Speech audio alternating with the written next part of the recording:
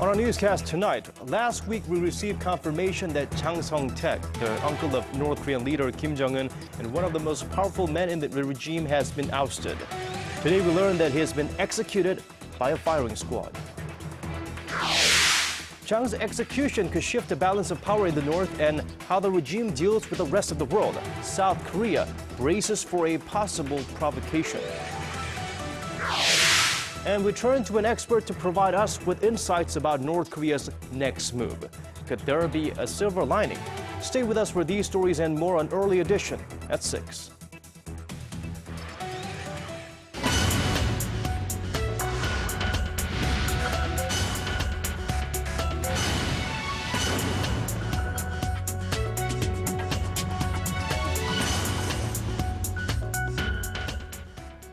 It is 4 a.m. in Washington, 5 p.m. in Beijing, and 6 on a Friday evening here in Seoul. Welcome to Early Edition at 6. I'm Moon Gon-young. And I'm Daniel Chen. Thank you for joining us.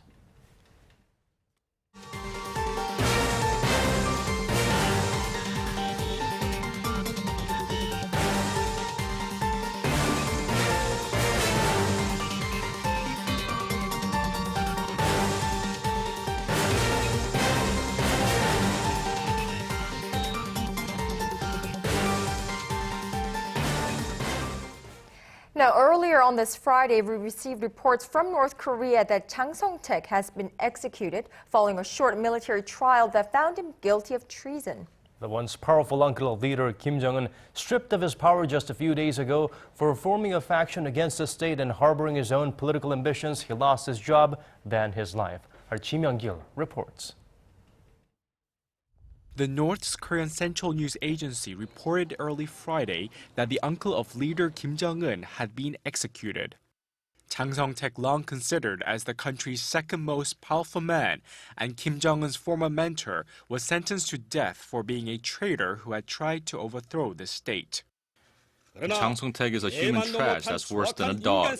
He's an unforgivable traitor to the nation that betrayed the trust and love from the party and leader Kim Jong-un. Chang was executed after admitting to his crimes before a military tribunal on Thursday, the North said in a statement released by its state-run news agency. The execution comes just 4 days after Chang was dramatically removed from a Workers' Party session by armed guards. According to the agency's statement, Kim Jong-un accused Chang and his allies of double-dealing behind the scenes, dreaming different dreams and selling the country's resources at cheap prices, thereby threatening North Korea's economic development. Chang dominated national projects by increasing the number of organizations and departments under his authority. This was part of his larger scheme to reach out to central organizations so that his department becomes a little kingdom. Chang's removal marks the most significant shakeup in 2 years under Kim's leadership and suggests the North's young leader is willing to go after his rivals publicly, and in ways more secretive than his father Kim Jong-il ever did. The North has never so explicitly described the crimes or the punishment of a high-level official before. Chang was married to Kim Jong-un's aunt, Kim Kyung-hee, the young sister of late leader Kim Jong-il. Chi Myung-gil, Arirang News. Now, the chairman of the National Assembly's Intelligence Committee on Friday provided additional information on Chang Song-taek's execution. For details, we turn to our Kim Yeon-ji. Intelligence Committee Chairman Seo Sang-gi of the ruling Saenuri Party told reporters Friday that Chang Song-taek is believed to have been killed with a machine gun, the same kind used when his two closest aides were executed a few days earlier. Representative Seo said the abrupt execution of Chang, once the second in command in North Korea, is believed to be aimed at terrorizing his followers. This incident proves how Kim Jong-un's power base is weaker than that of his late father Kim Jong-il. The sudden execution of Chang Song-taek seems aimed at shutting out any internal controversy that may arise surrounding Chang. Representative Seo added that Chang was accused of attempting to overthrow the Kim Jong-un regime and extend his influence over the military for that purpose. He said the North Korean regime also accused Chang of colluding with foreign powers in order to present himself as a reformer, And in so doing, it was trying to shift responsibility for a failure of governance and a backward economy away from the regime and onto Chang. Representatives thus speculated that the chance that North Korea will move towards reform is even smaller now, and the North Korean leader Kim Jong-un is trying to strengthen his reign of terror. Meanwhile, ruling party leader Hwang Woo-yeol pledged to harness South Korea's resources to keep an eye on North Korea and respond to all contingencies. Democratic Party floor leader Chun Byung-hun said Chang's execution has once again revealed the brutality of the North Korean regime. Kim Hyun-ji, Arirang News. Well, the South Korean government prepares for the possibility of a provocation out of North Korea. A North Korean policy will not be adversely affected by Chang Song-tek's execution, and our Hwang Sung-hee has more on this story.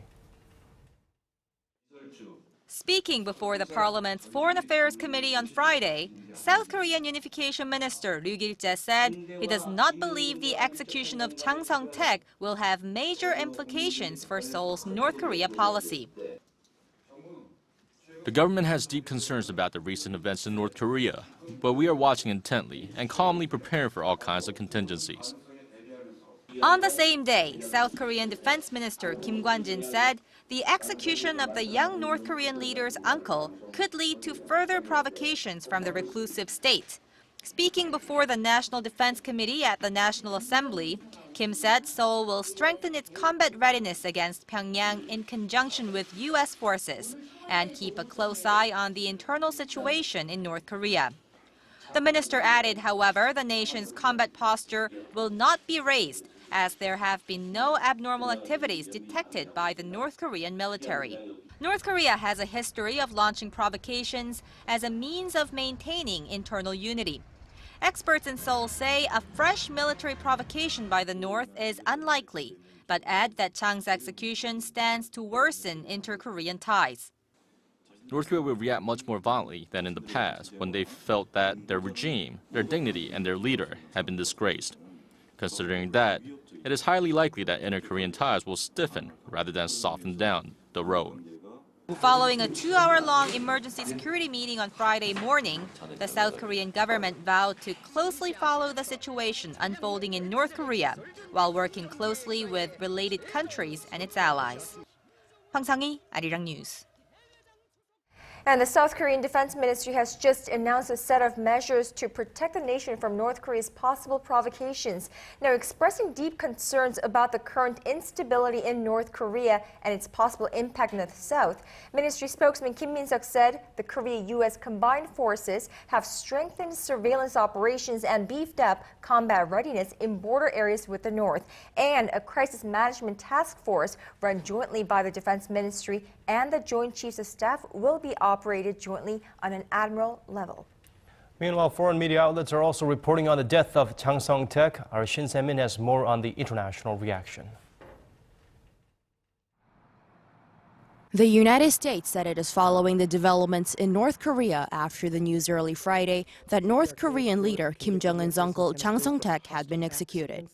Patrick Ventrell, deputy spokesman for the White House Security Council, said that if confirmed, the execution is another example of the North's extreme brutality, adding that the U.S. is consulting with allies in the region. Chang's execution comes less than a week after he was arrested and removed from a Workers' Party session by armed guards. China's foreign ministry, responding to Chang's execution, said it was an internal matter, but they did call for stability within the nation. Chang made several official visits to Beijing and was known to have had good relationships with Chinese officials. China has also strengthened security across its shared border to guard against possible mass defection from the north. And over in Tokyo, the Japanese government said that it is keeping a close eye on the movements in North Korea and will continue with its information gathering activities. The Japanese media, like other outlets around the globe, are reporting that it seems a young leader is trying to consolidate his status as the sole ruler of the regime ahead of the second anniversary of the death of his father, Kim Jong-il, on December 17th. Shin Se-min, Arirang News. So what is going on in North Korea? What is behind the once powerful uncle's execution, and what are its implications? For an in-depth analysis, we are joined live in the studio by Dr. Kim Dong-yeol, professor at the Korean National Diplomatic Academy. Professor Kim, it's great to have you with us again. Okay, thank you. Now, this is a family member being executed, one who until recently was seen as one of Kim's chief advisors since the death of Kim Jong-il. Now, what does this execution tell us about the state of the North Korean regime?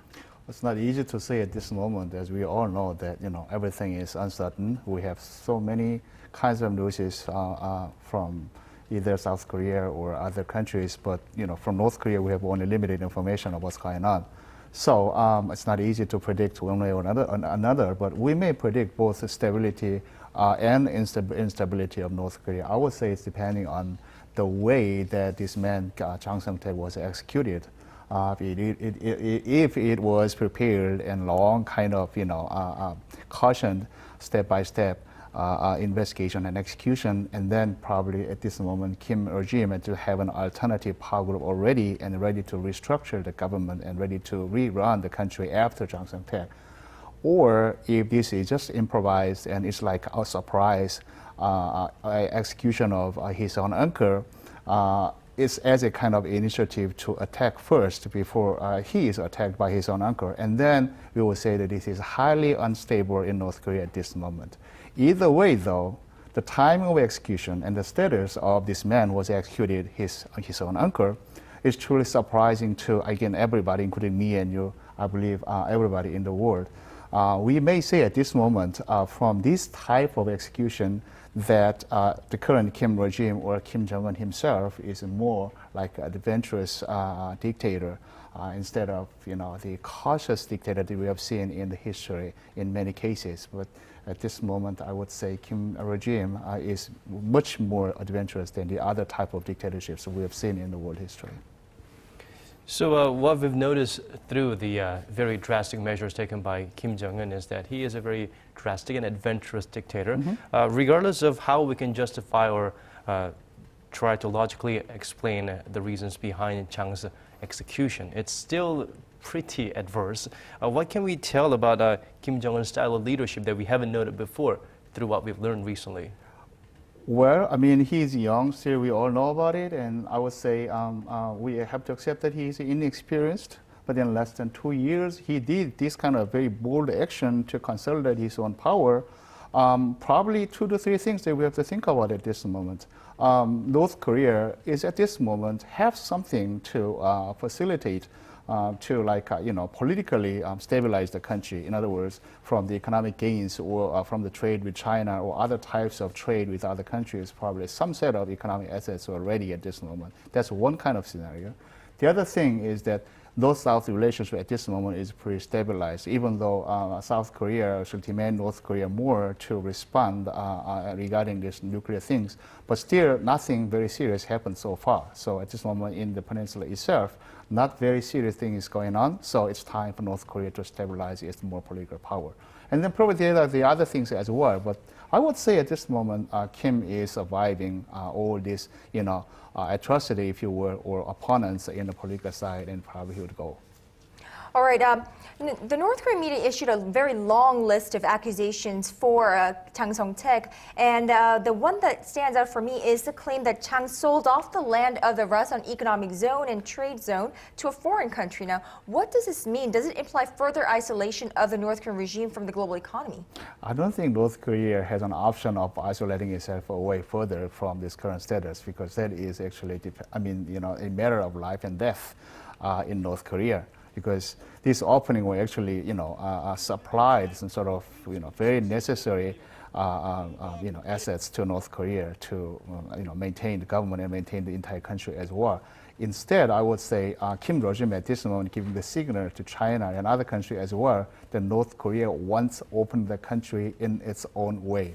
It's not just like following the international standard of opening with the contracts between the North Korea and other countries to kind of critical pro kind of basis, opening one side and getting the other, or financial opening step by step. No, not in that way, but probably at this moment North Korea wants to open the economy while holding the full grasp of this power over the market by the government itself. So step by step, but still try to hold this market under the control of the government. Like as you see in the Kaesong case, I mean, it's a successful case to North Korea, even though we believe, as South Koreans, we believe that we earned a lot and we made a success in negotiating with North Korea by opening this Kaesong area. But in retrospect, we says that we accepted lots of the arbitrary power to North Korean regime. So probably that is what North Korea wants at this moment in opening the country. So to your question, I would say no way that North Korea is trying to isolate itself further, but instead it tried to change the way of opening the country.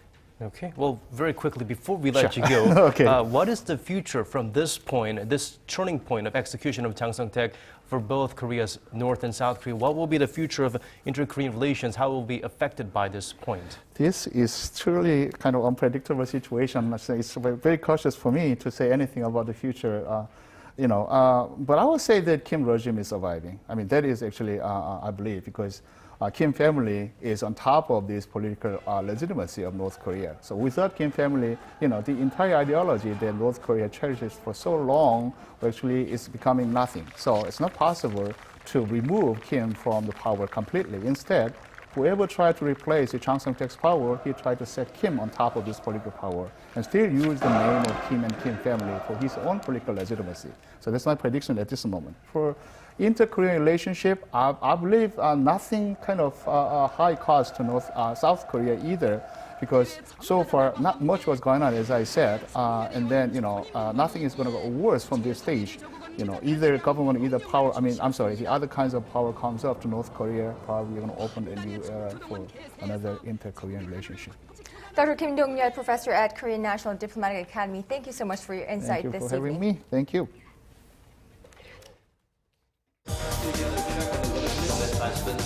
Digging deeper, getting to the bottom of stories that impact your life. Talking with you on air and online. Connecting you with heroes and experts to help you understand the world's most pressing issues. News and current affairs at its best with Moon Gun-young and Daniel Che on Early Edition at 6. Now shifting gears to the economy, Korean import prices rose by 2 points. Shifting our focus now to the ongoing investigation into the military's alleged intervention in last year's presidential election. Korean Defense Minister Kim Kwon-jin says the probe results will be announced as early as next week. During a National Defense Committee meeting at the National Assembly Friday, Kim said the announcement would clarify whether the Cyber Warfare Command interfered in the election and how many people posted political comments online. The minister also vowed to strengthen the self-monitoring system within the Cyber Command that aims to maintain the military's political neutrality. The second wave of government ministries and agencies moving south to the special administrative city of Sejong kicked off this Friday. 6 ministries, including the Education, Culture, Trade, and Labor ministries, along with 10 sub-organizations, will have completed their moves to Sejong by December 29th. This month's relocation affects roughly 4,800 civil servants. Now, in order to minimize the loss in working hours, the moving process will take place on Fridays and weekends. 14 other ministries, state agencies, and sub-organizations already moved to Sejong City last year, and more are scheduled to relocate next year.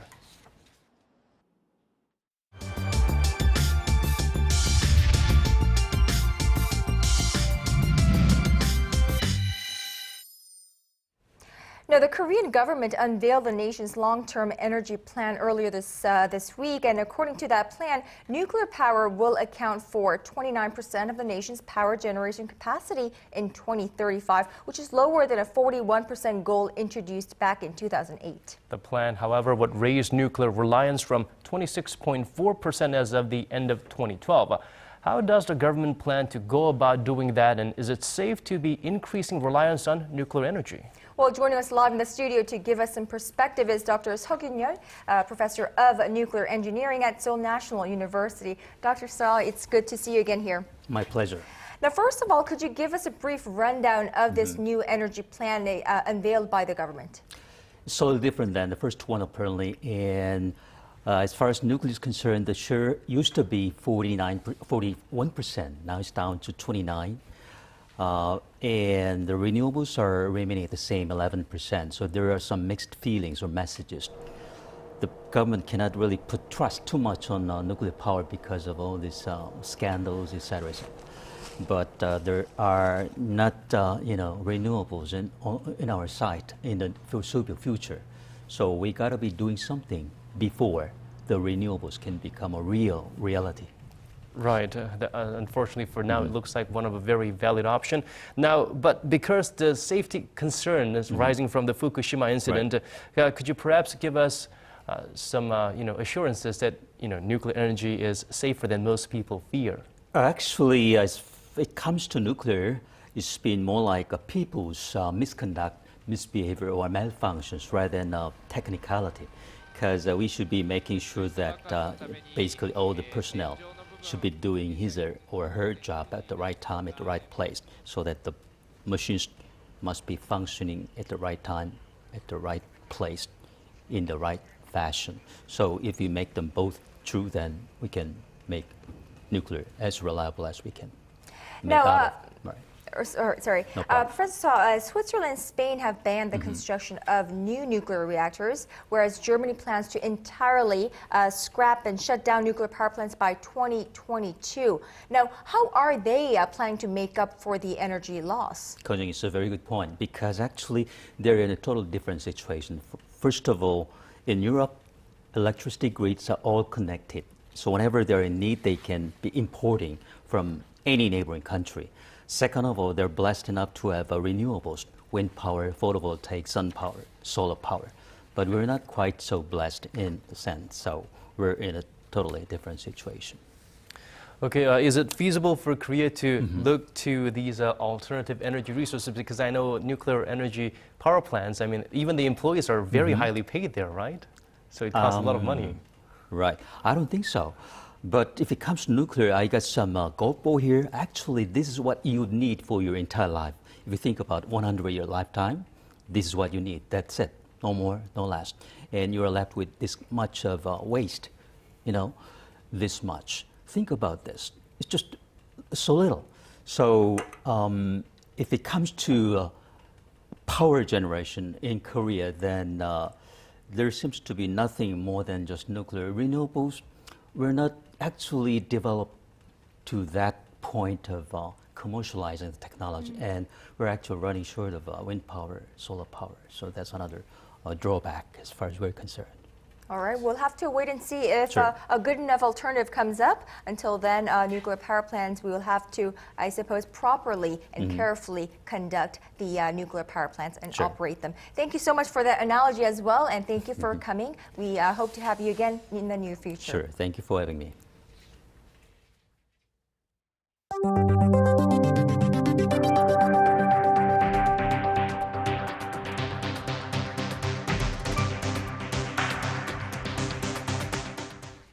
Now, the Korean government has unveiled its fourth set of plans to promote investment in this country. This set focuses on the medical sector. Our Oh Jin-ju has the details. Medical corporations in Korea will soon be able to set up subsidiaries as part of the government's efforts to promote investment. Until now, only university hospitals were allowed to do this. Through these subsidiaries, some 850 medical corporations that are operating more than 1,000 hospitals nationwide will be allowed to expand to businesses related to accommodation, tourism, and medical tourism.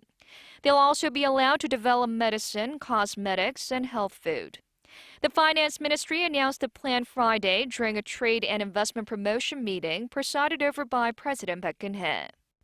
Ministry officials say they expect the new measure will allow medical corporations to enhance their facilities and improve their management using the revenue earned from the subsidiaries. To concerns that the new measure could be the government's step towards the privatization of medical services, We are not in the least considering the privatization of medical care. The new measure is aimed at providing high-quality medical services to the public in a more efficient manner. Another plan put forth by the government is to allow pharmacists to set up corporations and invest as shareholders, which will lay the groundwork for the creation of chain pharmacies. This could lead to pharmacies staying open later, even on holidays, and provide enhanced services to customers. All of these new measures come as part of the government's efforts to ease regulations, just as the president emphasized during the meeting. She said the best way to promote investment without increasing spending is to ease regulations, and she urged government officials to do that, leaving only the regulations that are truly necessary. Oh Jun-ju, Arirang News.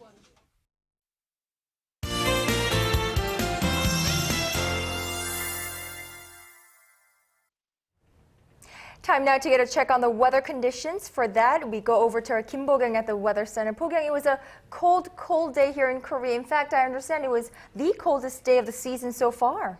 That's right, Kon-young. Morning lows dipped below minus 20 degrees in some regions. Now, that's no surprise because a cold wave watch has been issued in Gyeonggi-do, Gangwon-do, and Chungcheong-do provinces, as well as Incheon. Also, it's currently snowing in Chungcheong-do and Jeollado provinces. Now, the snow will gradually come to an end overnight, but if you're in those regions, there may be another 1 to 3 centimeters of snow tomorrow, so keep that in mind. Other than that, a dry weather watch has been issued in Gangwon-do and Gyeongsang-do provinces, so make sure to keep yourselves hydrated.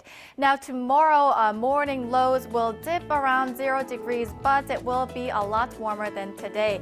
Seoul starts off the day at minus 7 degrees with a high of 2. Meanwhile, Gwangju and Busan hit 6 and 8 degrees respectively. Moving on to other regions. Jeju peaks at 10 degrees while Mount Kumgang remains the coldest at minus 7. So if you plan on hiking, make sure to bundle up. Well, hope you have a wonderful Friday night, and back to you guys. Thank you for that, Bo-kyung. And that's all from us for this hour. Thank you for watching. This has been Daniel Chan. And I'm Moon Kon-young. Thank you as always for being here with us. Hope you have a wonderful weekend, and we'll see you right back here same time Monday evening. Good night.